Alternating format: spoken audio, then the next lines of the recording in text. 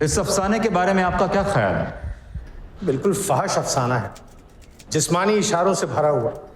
इसके किरदार घटिया अल्फाज कितनी बेरहमी से इस्तेमाल करते हैं। ऐसे अफसाने पढ़कर हमारे नौजवान बर्बाद हो जाएंगे। जरा और तफसील से बताइए।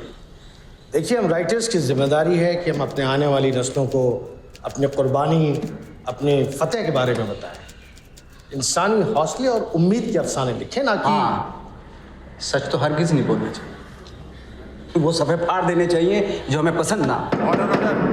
सवाल सच और झूठ का नहीं है। मैं सिर्फ इतना कह रहा हूं कि अगर एक तरफ आप लिखने की आज़ादी चाहते हैं तो दूसरी तरफ आपको एक राइटर की जिम्मेदारी भी समझनी चाहिए। बस इतना ही हुजूर आला। मैंने कहा था आपको सब राइटर्स को मत लिखिए। आपने तो प्रोसिक्यूटर को बना बनाया गवाह दे दिया। कोई बात नहीं खालिद साहब, जंग सैदी है, वहाँ एक फैज़ भी है। इस मुल्क के राइटर्स को मालूम होना चाहिए कि फ़ाहिश नगरी क्या है और क्या नहीं। ये अदबी जंग नहीं है मंटो साहब, मुकदमा है। आप समझ रहे हैं ना इल्ज़ाम कितना संगीन है। खालिद साहब, आप अपना अगला गवाह बुलाएं। मैं मशहूर शायर और पाकिस्तान टाइम्स के चीफ एडिटर फैज़ अहमद फैज़ साहब से दरख्वास्त करूंगा कि वो तशरीफ लाएं।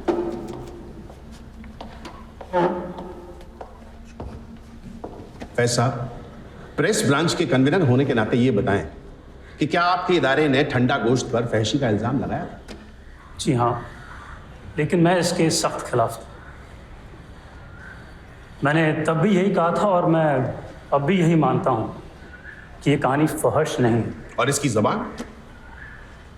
ये अल्फाज पार्लियामेंट्री नहीं है, लेकिन अदब के एतबार से फहश भी नहीं है। हाँ, ये और बात है कि ये अफसाना लिटरेचर के पैमाने पे पूरा नहीं उतरता, लेकिन फहश कतई नहीं। बस आज के लिए इतना ही काफी। मुझे तो लगा था कि पैसा इनके हाथ में होगी, लेकिन वो तो पता नहीं। अरे वो तो उनके हिमायती थे। बंटो सासा सासा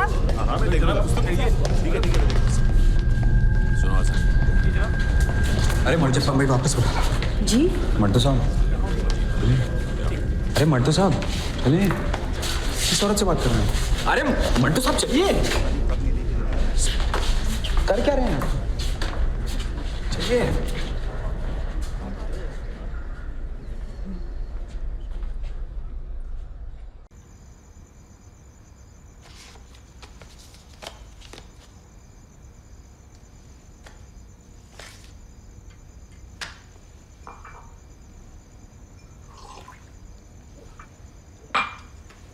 खोलिए सासा,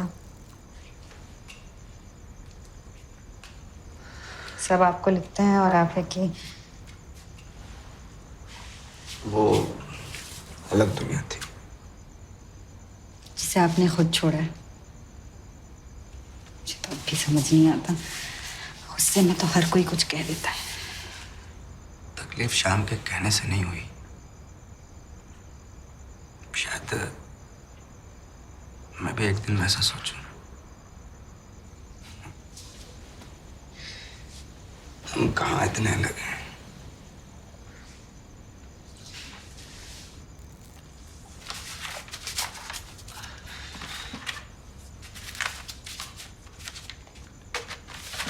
नहीं, खोलिए सासा।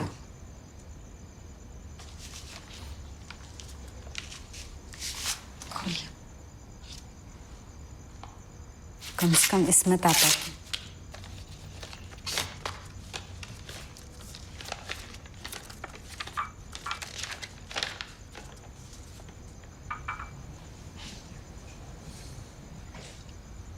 मंटो, मेरे दोस्त, मेरे दुश्मन, आज बेहद याद आ रहे हो।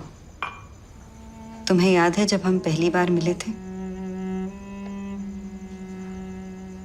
मुझे घबराहट सी हो रही थी, वैसे ही जैसे इम्तिहान हॉल में दाखिल होते हुए होती है।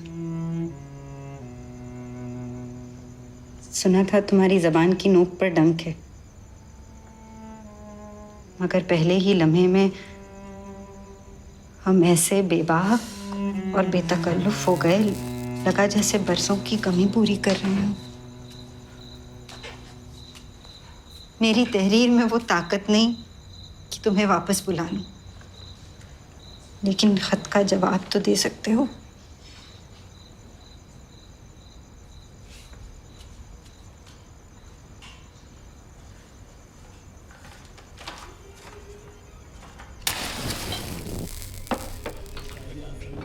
मंटो एक इंसान पसंद मुसन्निफ है जिसने समाज की गंदगी को देखा है, मगर मालूम होता है कि राइटर दहशत पसंदी की राह पर चल निकला है। सियाह हाशिए के अफसाने पढ़कर यूँ लगता है कि मुसन्निफ ने लाशों की जेबों से सिगरेट के टुकड़े और अंगूठियाँ निकाल निकाल कर जमा की हैं। मंटो तरक्की पसंदों का काफिला पुकार पुकार के कह रहा है कि अपने कलम में बुलंदी और जज्बात की शिद्दत लेकर आओ।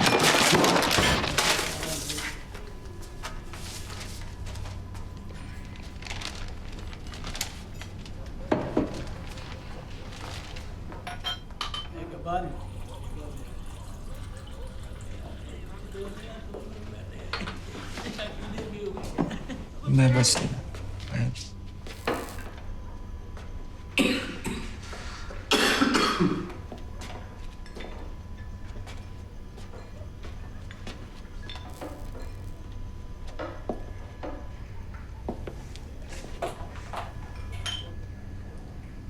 मैं यहाँ बैठ सकता हूँ?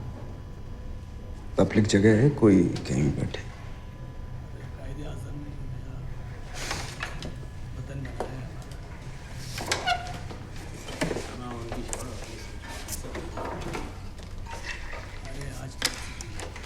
तुम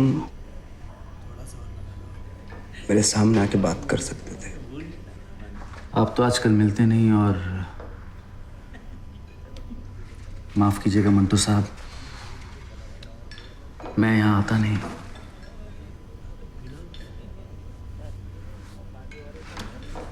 हुकूमत हमारे साथियों के पीछे पड़ी है, कॉमरेड्स को जेल भेज रही है, और आप हैं कि अपने दुश्मनों को पहचान कर नहीं रहे। उस शाद जैसा मैं कब कहाँ किसके साथ रहता हूँ इसकी फिक्र आप न करें। और आप कौन से साथियों की बात कर रहे हैं? वो कॉमरेड्स जिन्होंने मेरे खिलाफ रेजोल्यूशन पास किया, या वो जो अखबार में खुली चिट्ठी लिखते?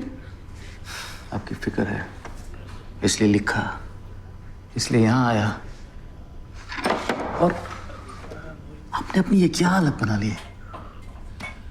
और मुफ्तखोर शराबियों ने आपके दिलो दिमाग पर मेरे दिलो दिमाग की फिक्र आपने। मैं आपको सिर्फ नदीम, मैंने तुम्हें अपना दोस्त बनाया है, अपने ज़मीर की मस्जिद का इमाम नहीं।